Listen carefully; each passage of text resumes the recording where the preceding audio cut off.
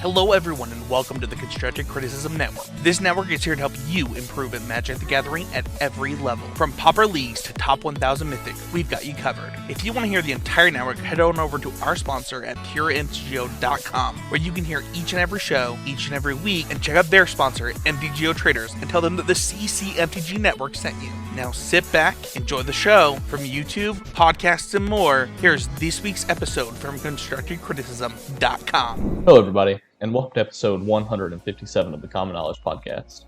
I'm your host Christian, and I'm joined by our co-host Adam. Before we get too far into this episode, I just want to remind everyone that Common Knowledge and all of the podcasts on the Constructive Criticism Network are sponsored by PureMTGO.com and Game Grid.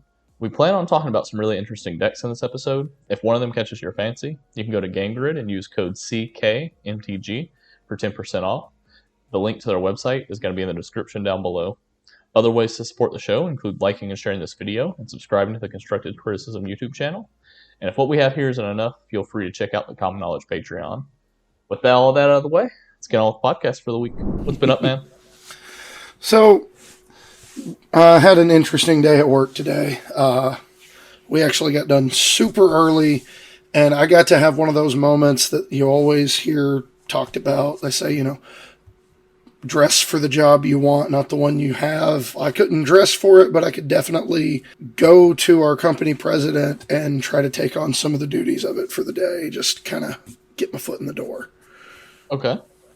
We had a bunch of cycle counts that we needed done, and I knocked out a couple of them, and one of them I found like an inventory adjustment that was absolutely massive.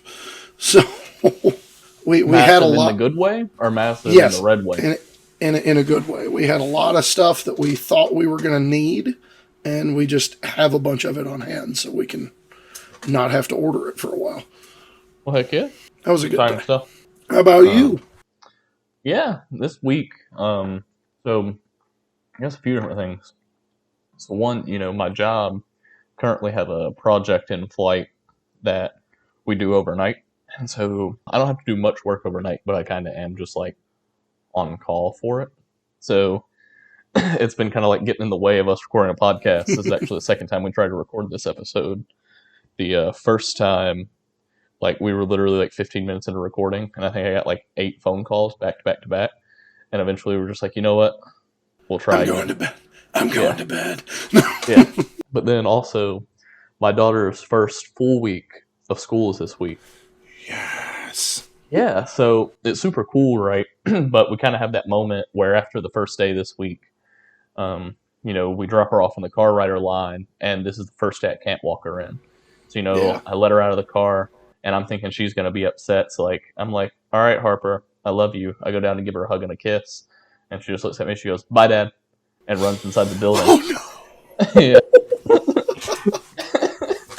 And I was like, and it's just like one of those realizations where it's like, oh, you're more ready for this than I am. You are so much more ready. And then there was Abel, who on his second day, after his first day, or second day of school, was like, what do you mean I have to do this every day? Oh yeah. Well, look, we've already had that discussion too.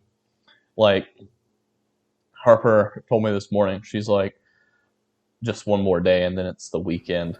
And I was like, Harper, you're 5. You're in kindergarten. You are learning so early. Yeah. It's like you're already like living for your days off. Don't do that. But yeah, Outstanding. It's just funny. So yeah, I guess we can go ahead and just jump into the meat of the episode, which is kind of doing our mid-month check-in of the decks that we've chosen to play this month. So, the beginning of this month, we had discussed we wanted to do blue, red, X control decks. Yes. So you and I both basically, I think, just picked like colors, somewhat of archetypes, and just kind of jumped in from there. If you want to kind of lead it off with what you've been toying around with. So this is going to make one of the listeners on Twitter, whose Twitter handle name escaped me at the moment. It's going to make them very happy because I am revisiting the cantrips plus land grant into some sort of a payoff package. In this case, it's Temur Serpentine Curve. And I wanted to go down the land grant rabbit hole because you get to play more spells for your curve. You are already incentivized to play Snowlands, to play Scred anyway, so you're not sacrificing any value for this version of the deck that way. And because you are more likely to regularly achieve Threshold, you get to play a card that I really like that I have not been able to find a good home for in Swirling Sandstorm. Actual board wipe and Pauper, not a 2 damage to everything, not a everybody gets -1/-1, but 5 damage across the board. Right. 4 mana. It's the closest thing we get to actual Wrath and Pauper. Mm-hmm. And then, you get the Splinter Twin combo of Serpentine Curve and Fling to mop up from there. Mm-hmm. Just the tiniest little nugget of utility from the land grant package. Because one of the biggest problems is your filter cards in the Serpentine Curve deck, like your Augur Boluses, your Pieces of the Puzzle, cannot find you land drops normally. Right. But they can find you land grant. Right. Which is somewhat of the same thing. Yep. Yeah. So whenever you're building this list, is Augur Bolus the only creature that you play?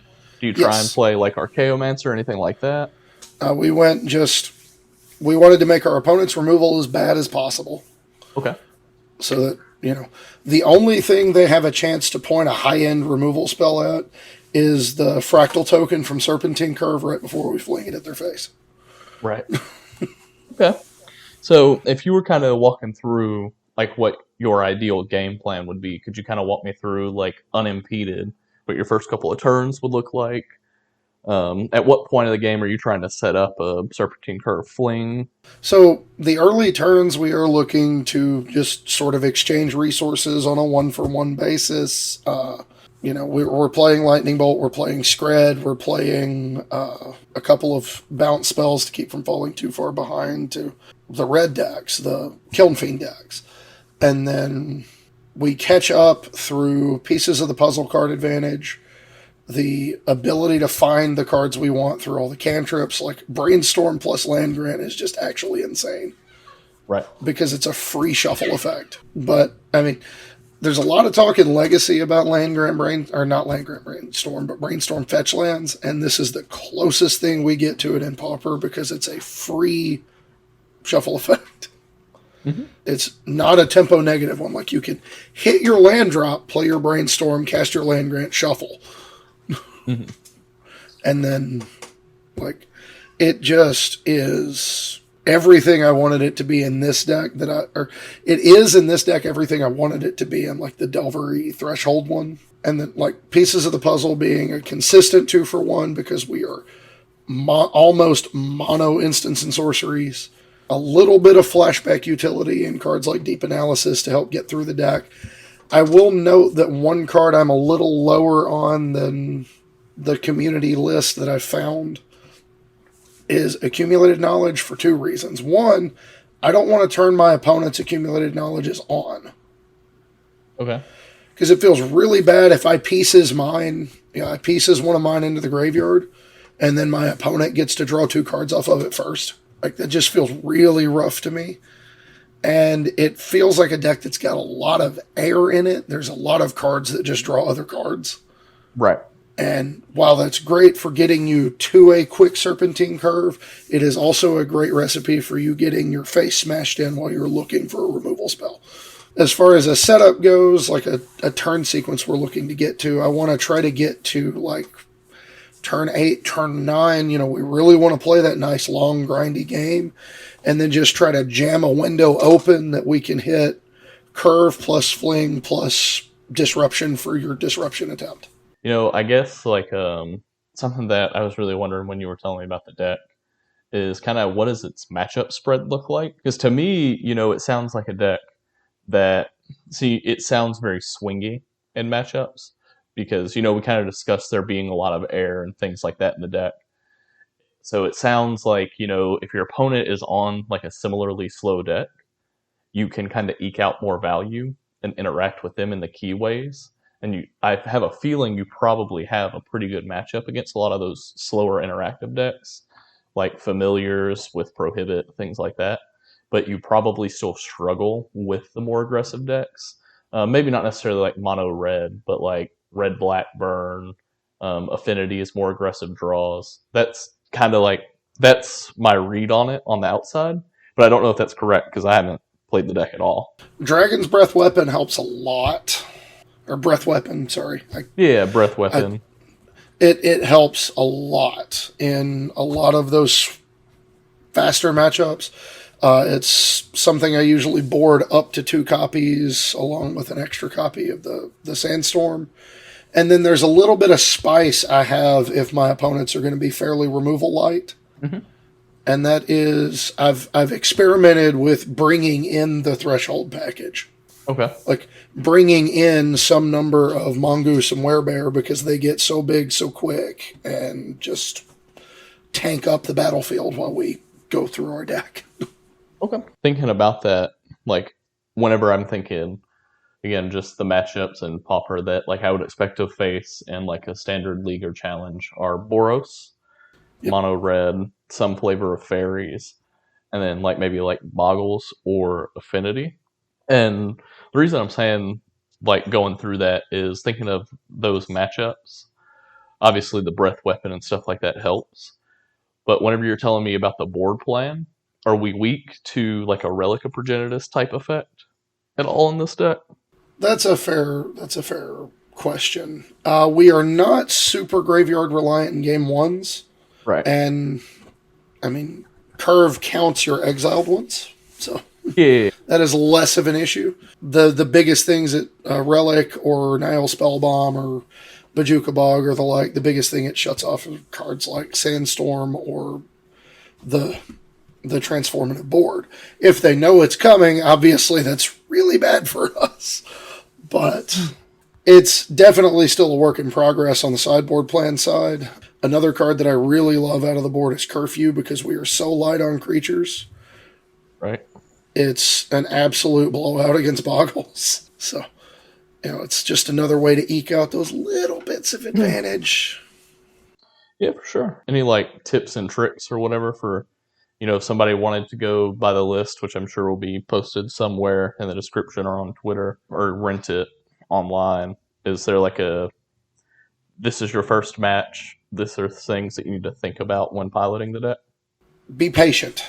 Don't try to seek out an aggressive win unless the opportunity to do so just like blatantly presents itself. Mm-hmm. Like this is not a deck you play because you can just curve out and do this thing. Right. The biggest thing is like Scred is your premier piece of removal. It is the best thing you have against the decks that go longer than you or the decks that go bigger than you. And you really need to try to save that as long as you can. Now, in your playing with it, are there any like I guess glaring weaknesses that the deck has that maybe is like not necessarily like a mainstream weakness, but like something that could be off the beaten path? Like, is it randomly weak to like blue-black creatureless control or something like that? Depending on how you structure the list, it can be soft to decks that don't give you a lot of windows for removal. Like, if you can't get a lot of value out of removal from the perspective of slowing an opponent down or getting your opponent to invest multiple cards into a threat, like your suggestion of blue-black creatureless control is definitely a concern, but we've still got lightning bolts that can go upstairs to soften them up a little bit, and then we can, pieces of the puzzle helps a little bit in that regard. Brainstorm as well, because you can kind of get cards that are bad back and not have to draw them. As far as I honestly haven't really gotten a chance to play against much stuff that's been off the beaten path since I got it put together. So it's an odd position to be in where I'm like trying to think of something unusual and I just have not had the experience against it, so I'm not sure. Oh yeah, that's totally fine. I don't know the what you shared with me and what you said here. It seems really interesting. I think it's worth saying that kind of the reason that we're doing this exercise is trying to figure out when maybe you would shy away from your standard blue-red control deck or like fairies and into one of these niche archetypes. Do you feel like you found that with this, or do you think this is like one of those things that's like a fun idea, but isn't necessarily ever like an option you should choose if you're looking to go far in a challenge or even a local tournament? So I think this is going to be a little bit of a cop out, but I think we're a little of column A, a little of column B, in the sense that being relatively creatureless yourself, either because you're only playing augurs or there's lists out there you can find that are completely creatureless, except for the token you make from curve right before you throw it at your opponent's face. Making your opponent's removal bad in a format where everybody is playing really fast and the other reactive decks want to have a lot of cheap, efficient removal is not a bad game one strategy at all. Mm-hmm. And then once you figure out what your board plan is for those matchups, when they can be a little bit better prepared for you, like it gives you a chance that you maybe otherwise wouldn't have had. You almost end up on the other side of the dredge equation, where a chunk of the field is just not equipped to deal with you in game one. Mm-hmm. They just don't have a way to disrupt you profitably. So they have to bank on your fail state and try to get you dead. And barring that, you do this thing that's just a little bit over the top of what probably, 60% of the format is doing, where you have the threat of, oops, I just killed you, and seemingly out of nowhere. And you get to protect it with counterspells and cantrips and removal. So it definitely feels like a little bit of a Splinter Twin situation. # copyright, whatever year Mason came up with that. Right. I've been working on a Grixis deck that started out awfully. So my original idea was, I'm a sucker for blue-white familiars. And I was like, I think Cleansing Wildfire is an amazing card. And so that kind of had me looking at the Jeskai familiars deck. But I was like, why wouldn't somebody try and play Nightscape familiar and switch out white for black? So, I was kind of looking into it, thinking about it. And I put together a list that honestly was all over the place. With Cleansing Wildfire, with Nightscape Familiar, and Prohibits, and Ghostly Flicker, and Mole Drifter, Archaeomancer, Crimson Fleet Commodore, just Sage's Road Denizen. It just had a lot going on. And it's like, I kind of had that tunnel vision of this deck at its best is just this unstoppable monster. But it's like, we got hung up on the best. Yeah, this deck, takes 11 turns to get to its best and doesn't do anything until then. And then the best sometimes doesn't come together because it requires 3 or 4 pieces. But, I played a couple of leagues with that deck and did pretty much terribly. But there was one card, really 2 cards, that kept standing out as way above the power level of the rest of the deck. One of those cards was Crimson Fleet Commodore. 4 mana, it's 5/2 with Trample, you gain the Monarch. I was only playing 1, and I think every game that I won, I played Crimson Fleet Commodore. Because the deck has tons of removal, some good counter spells. Crimson Fleet Commodore itself can really gum up a board, but most of the games that I was winning involved landing that card and protecting it. And so that kind of pushed me in the direction of, maybe I want more of these. But then, as I thought more and more about it, there was one other card that I was playing in the list that was pairing really well with Crimson Fleet Commodore, as well as Archaeomancer and the red Archaeomancer, I'm blanking on its name right now, Ardent Elementalist. And that was Blood Fountain. Ooh. So I was originally playing Blood Fountain in this deck because, it's a control deck that actually, you're trying to hit, 10, 11 land drops. A lot of your lands are coming in untapped. You have a fair amount of air in the deck. You have a bunch of different types of removal for a large matchup spread that you would expect out of a league. And it was also the kind of deck that I felt really needed to start putting the pressure on your opponent when it needed to. So I was already playing Blood Fountain just for the blood token. But I found myself, I would fight over Crimson Fleet Commodore. My opponent would remove it, and then I would get to sacrifice Blood Fountain and pick up a Mole Drifter and Crimson Fleet Commodore again. and I had 2 more cards to fight over. Yes. It felt really nice to have access to that resource, because particularly the other decks trying to play a controlling game love to fight over those resources. But then the other thing that Blood Fountain was letting me do was against the more aggressive matchups where maybe they're playing like a few pieces of removal. I'm thinking like mono red, where they're playing like lightning bolts and stuff, but normally they want that stuff to go face. Is I could bring in more interaction and cut down to just a few threats, because if they did remove those threats and sneak a removal spell under me, the Blood Fountain could come back and get it later. It also let me put those cards in the yard to pick up, like to try and dig for more removal till I could get myself to a board state where I felt like I could win the game. So with those 2 cards going super strong, that kind of led me to the second iteration of the deck, which I had a lot more success with. So we cut the familiars, we cut all the flicker stuff, and we basically just became a 6 cantrip. Really, it should be 8 cantrips, but I was counting Blood Fountain as cantrips, and I was playing 2 of those. I was playing Galvanic Blast and Lightning Bolts and still the Cleansing Wildfire package. Prohibit was my choice counterspell, and then I had Cast Downs and Chainer's Edicts.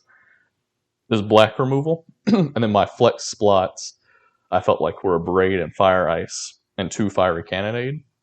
And then I was just playing Ardent Elementalist, Crimson Fleet Commodore, Archaeomancer, and then I put in a full 4 boarding party. Ooh.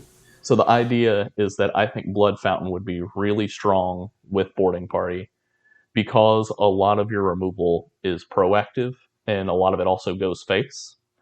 You know, if you're cascading into either other creatures or your removal, you always have something to do with it. And it just felt really strong.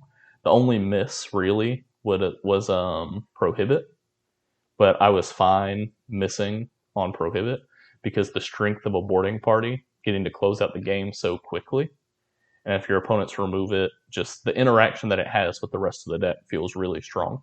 That's where I was, and I had a lot more success with that, particularly against red decks and fairies decks. I'm sorry, it sounded like you wanted to say something. No, you're good. It just kind of goes back to something we talked about when we were first looking at these decks in the last episode we did, when we were talking about building control decks. We needed to be able to actually close the game out quick, because all these other interactive decks can beat you if you try to take them to the mat and play a card advantage game. So being able to stick with them through the middle turns and then have something, anything that just scares the pants off of them, that they have to respect. Oh, for sure. And, you know, that was something else that we talked about, right? Is like, if we were going to find ways to win the game, it needed to be a way that wins the game suddenly, or a way to win the game that produces card advantage as well. So with you, you know, you went within the game suddenly, Serpentine Curve and Fling. And originally, you know, I was thinking Crimson Fleet Commodore is a way to win that also gives you card advantage. But boarding party kind of does both. Yep. Super quick clock that gives you another card. But something else that having Commodores and boarding party in your deck does means that you get to play the kind of control deck that I always liked, which was kind of ignore what your opponent is doing control. Like, not entirely, right? Like, against a lot of decks, like, you're still wanting to interact early. That's not what I mean. But, like, the strength of a lot of control decks, it's like playing, like, Blue, Black, Inverter and Pioneer. It's like sometimes your opponent would just play cards and you'd be like, okay, like, I don't need to actually interact with that. Like, I can advance my own game plan because what you're doing is not strong enough. And that's how I feel about having boarding party and Crimson Fleet Commodore. Is like, yeah, I could hold all my shields up with removal and counter spells this turn, or I could pay 6 mana and put a boarding party into play, effectively draw a card and cast it for free, and then just use all my removal next turn and figure it out. And I like the ability to not be afraid in a deck like this. I guess you could. It's a similar but different enough approach from my side, right? Like, leaving 3 mana up, and if you don't do anything I care about, we can pieces. Or if you don't do anything I care about, we can loop a couple of cantrips together and stock the graveyard. I'm still getting to do something I want to do. It's always been a point of contention for me. Is like goes back to, I can't remember who it was, if it was Chapin back in the day or who, but it was the concept of not wasting your mana. And it's something control decks are generally pretty bad about, is wasting mana. Just leaving it up, and then your opponent doesn't do anything, and then you just don't get to do anything either because your game plan was predicated on stopping them from doing stuff. Oh, yeah, for sure. And, kind of on that concept of not wasting your mana, like a tip that I would probably give people that want to pick up the Grixis deck, again, links to the deck probably be down below in the description, is that kind of use your resources when you can.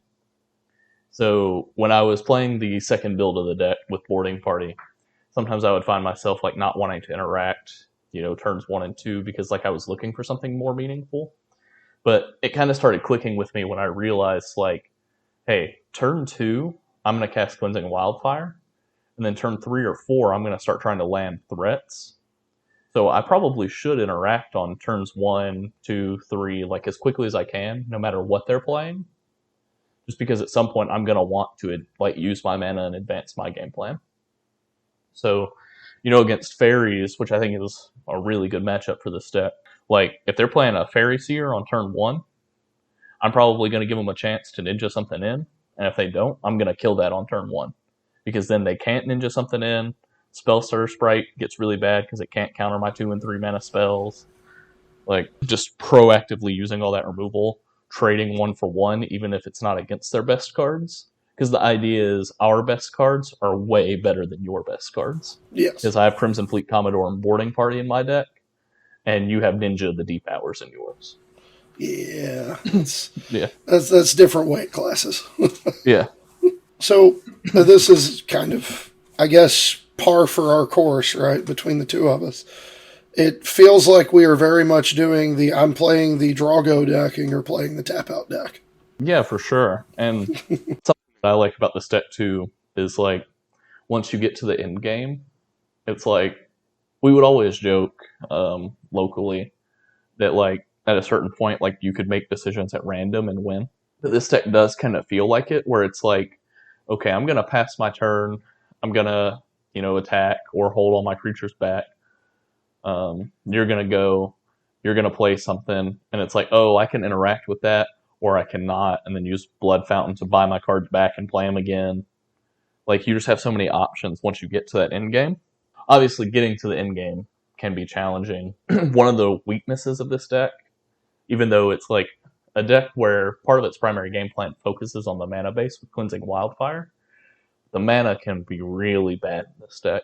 It's part of the reason I play Prohibit instead of Counterspell, is just because you don't want so many blue pips, so many red pips, and so many black pips always flying around. But, there are plenty of times where, you have a blue and black hand, blue and black lands, and you're playing well, and you start drawing red spells, and you draw Cleansing Wildfires, but you never have a bridge to cast the Wildfire on, or you never have a red bridge or like a red source. So, if you're going to play this deck, I would recommend mulliganing really aggressively, which is funny because normally my advice in control decks is to never mulligan. Don't. Yeah. If you've got a mixture of lands and spells, you just don't do it, right? Yeah, right. Especially game ones.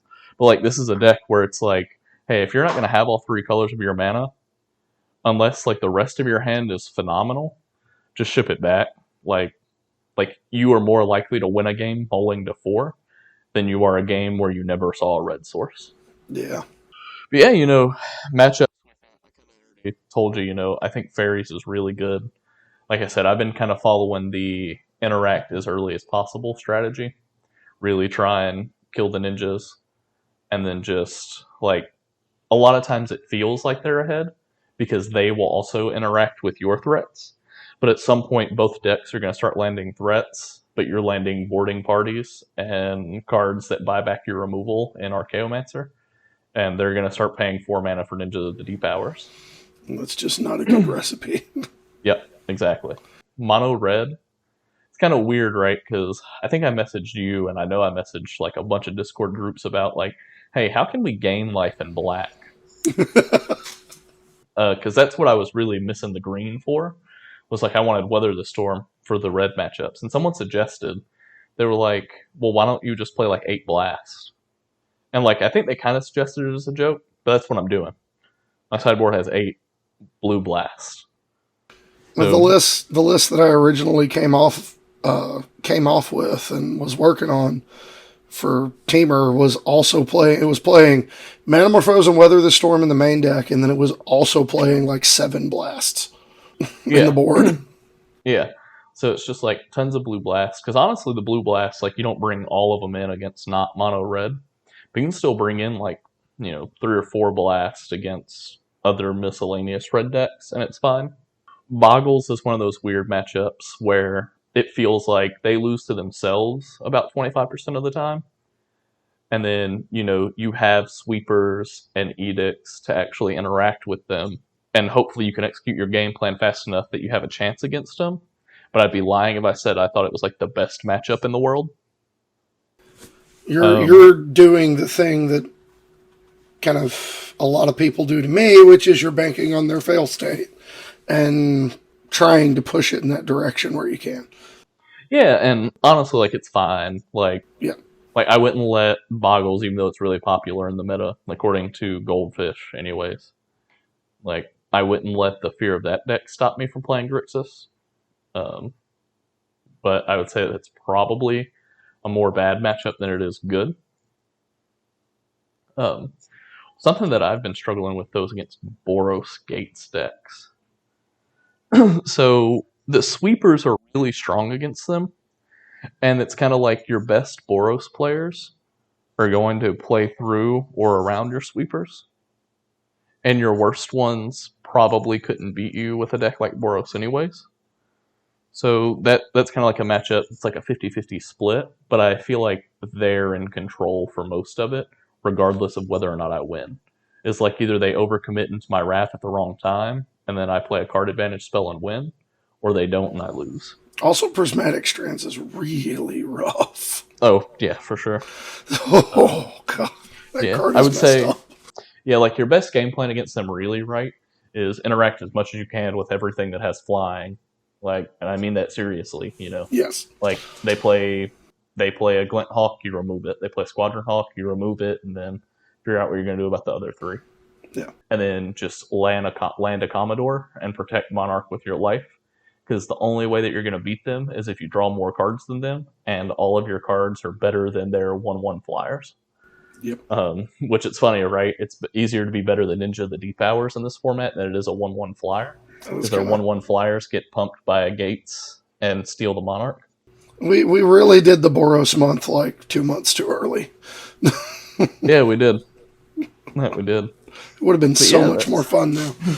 Yeah, I know I just talked forever. No, you're good. Iteration of the deck. I've been playing around with a third iteration. I ran it through a league today that is kind of going, boarding party is really strong. Commodore's really strong. All this interaction is really strong. But we had issues with the mana. So I was like, what if we weren't playing Galvanic Blast and instead we're playing Scred with Snowlands? And, instead of Cleansing Wildfire, we play something like just any other card advantage. So I chose the Accumulated Knowledge analog. It's not Accumulated Knowledge, but it's the same card. I forget what it's called. What is that card's name? It's gonna bother me now. Yeah. I know what it is. I know what it is, and I can't remember the name of it. But yeah I could. The one that doesn't make your opponent's AKs better. Right. Yeah. So been playing that. And then I basically removed some of the flex spots to work in 2 Serpentine Curves and a Fling. I'm so proud right now. Yeah. So the idea is that you play this controlling deck that has these proactive plays in Boarding Party and Crimson Fleet Commodore that your opponent has to interact with, and hopefully you get them to kind of spend their interaction using it where they have to, and then you fall back on this backup plan of playing like a 10/10 token. And if the 10/10 token doesn't work, then you fling a Boarding Party or 10/10 token at their face. But it was really just wanting to take advantage of what Boarding Party does, which is give you powerful free spells. And it's like, we should make it to where Boarding Party could hit a Fling, sacrifices itself, throws it up and then I can Blood Fountain it back. So basically, cut down the artifact lands, add snow lands, add Scred, cut Cleansing Wildfire, add card advantage, and just kind of have another backup plan in Serpentine Curve Fling. Like I said, I only played one league with it. I didn't feel like it was the best representation of the metagame. I don't know if it's better. I'm afraid that it's going to have the same problem that the first build of the deck had, which is it's just all over the place. Trying to do too much. Yeah, but honestly, it's what like half the decks that are really good in Pauper kind of look like. Is like, what does this deck do? Everything. So this is coming from someone who played this. It's a little ironic that you're on, what looks like a Mopey card advantage spell at 1 mana that just ends up being bonkers late in games. Because it reminds me of a deck that I played both in Standard back in, what year was that, 2009? And Pauper in 2010, which Gavin Varhay lovingly dubbed Up Down Draw New, which was basically making the Blood Fountain of Original Zendikar playable, that card being Soulstare Expedition. And one of the ways that we made that card work was by playing a bunch of cycling creatures in our deck. Okay. So you could cycle those creatures to put a bunch of stuff in your graveyard and get through your deck, or you could throw them down as meat shields to stem the aggressive tide until you got your bigger stuff online. But, like, Architects of Will is a very unassuming creature until you are stacking 3 lands on top of your opponent's library so they can't top deck action. It sounds bad, but it's good once. It was good enough, right? Right. It was a deck that was designed to beat Jund at that point. And it was really awkward for them to Blightning you and then for you to pick up the 2 cards you discarded to Blightning. And Blood Fountain is just like the best Soulstare Expedition because I don't have to hit 2 land drops to turn it on. Yeah, well, that's kind of everything that I had about Grixis, I think. Super fun deck to play. I think it has real legs in the format. I struggle for a reason to pick it just head and shoulders over fairies, except for the fact that I don't think I've lost to fairies with the second build of the deck. So, if your metagame is all fairies, maybe don't play it. Play this instead. But yeah, it's a lot of fun to play. I was kind of worried that it wouldn't be any fun, but kind of never feel like you're out of games, even if you really are. Yeah. The feeling of hope. What is that? Right. Yeah. Do you have anything else on Temur? I am still going to be iterating on this for a while. I have thoroughly enjoyed playing it. I loved playing Twin back in the day when it was in Standard and Modern, and it has a very similar, albeit slower version of the same kind of play patterns. You just don't die, don't die, don't die, don't die, kill them. Right. Then that's the case. I guess it's going to do it for this episode of Common Knowledge. If you wanted to get in touch with us, you can find me on Twitter at JustGuyDad. Adam, where can they find you? On Twitter at HomewardPathMTG. If you want to get to know the man behind the mic a little bit better, you can find me on TikTok at HomewardPathGaming. And I will, at some point, now that we've got some of the technical issues fixed on the computer, be posting gameplay videos of other games on my YouTube channel, which is also Homeward Path Gaming. Okay. Yeah. You can find us both over at commonknowledgemtg@gmail.com. If you have any questions on the Pauper format, MTGO, life in general, you can leave a comment down below or reach out to us on our socials. Want to give a quick thank you again to our sponsors Game Grid and PureMTGO.com, as well as the Constructed Criticism Network for letting us be a part of it. Last, certainly not least, thank you for listening. Take very good care of each other. And never stop.